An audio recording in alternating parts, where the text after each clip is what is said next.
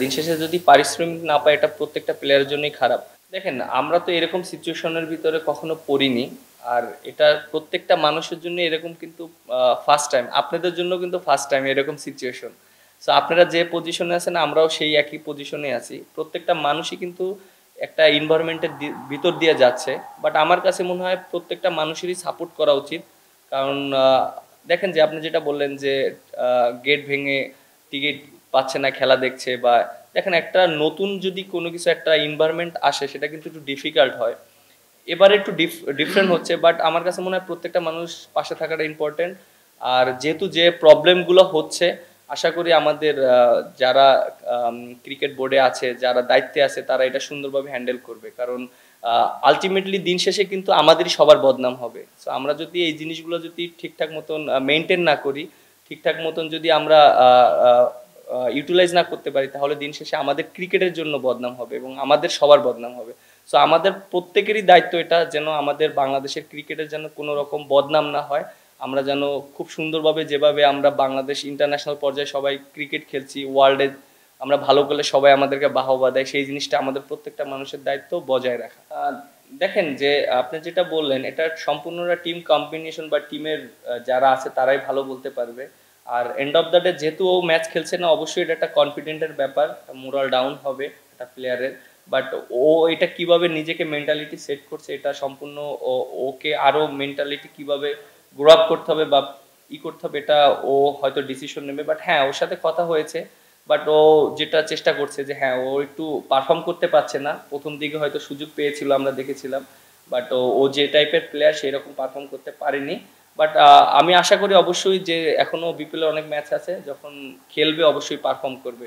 আর champions ট্রফির আগে যদি একটা দুইটা রান করতে পারে, তাহলে ওরও কনফিডেন্ট লেভেলটা ভালো থাকবে।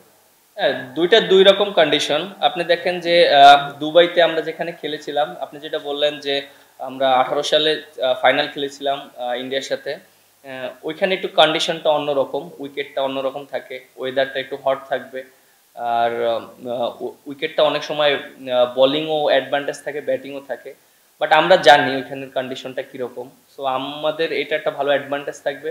আর যেটা বললেন রাহুল পিন্ডি, অবভিয়াসলি এটা আমাদের জন্য একটা বড় একটা অপরচুনিটি থাকবে এর জন্য, যেহেতু আমরা পাকিস্তানে দুইটা টেস্ট ম্যাচ একই মাঠে খেলেছিলাম। আর ওই কন্ডিশনটা সম্পর্কে আমরা জানি ওইখানে উইকেটটা কীরকম আছে।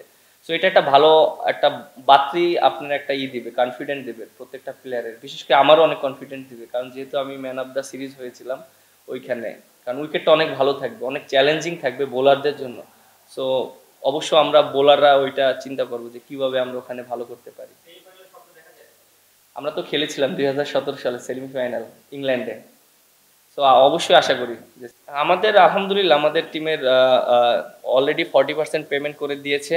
আর আমার সাথে ইকবাল ভাইয়ের সাথে কথা হয়েছে, তিনি বলেছেন এই সপ্তাহের ভিতরে হয়তো 30 থেকে 35% পেমেন্ট করে দিবে। অলমোস্ট তো 70%-এর কাছাকাছি আমরা সবাই পেয়ে যাব। অবশ্যই এটা খারাপ লাগছে। আর দিন শেষে তো আমরা প্লেয়াররা ক্রিকেট খেলি অবভিয়াসলি টাকার জন্য, এবং আমরা দেখেন যে দিন শেষে যদি পারিশ্রমিক না পায় এটা প্রত্যেকটা প্লেয়ারের জন্যই খারাপ। আর যেহেতু সবাই একটা দিক থেকে আশা করবে অবশ্যই, যেহেতু ক্রিকেট বোর্ড আমাদের আমাদের গার্জিয়ান, ক্রিকেট বোর্ড অবশ্যই এইটার ব্যাপারে কথা বলবে এবং তারা আমাদের প্রত্যেকটা মানুষের হয়তো রেসপন্সিবিলিটি নিয়ে কথা বলবে সবার সাথে, যারা ফ্র্যাঞ্চাইজি ওনার আছে। এবং সেই ক্ষেত্রে যদি প্রবলেম হয় সবাই হয়তো ক্রিকেট বোর্ড একটা ভালো একটা সলিউশন দিবে আমার কাছে।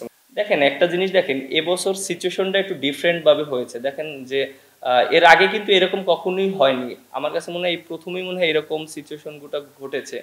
বাট সবাই একটু মানে ভিতরে আছে। আপনি মানে সবাই যদি একটু চিন্তা করে যে না এখন আমাদের দেশ সেটেল নেই, এর জন্য মনে হয়তো এই প্রবলেমগুলো হচ্ছে। বাট আমার কাছে মনে হয় যে আপনি যেটা বললেন যে এখানে আমাদের যারা দায়িত্বে আছে, যারা টুর্নামেন্টটা চালাচ্ছে, বিপিএল গভর্নিং কাউন্সিল, তারা এটা নিয়ে কাজ করবে এবং তারা আশা করি যে তারা সুন্দর একটা ভালো একটা সমাধান দেবে এবং তারা অবশ্যই প্লেয়ারদের সাথে থাকবে সবসময়, আমার কাছে মনে হয়।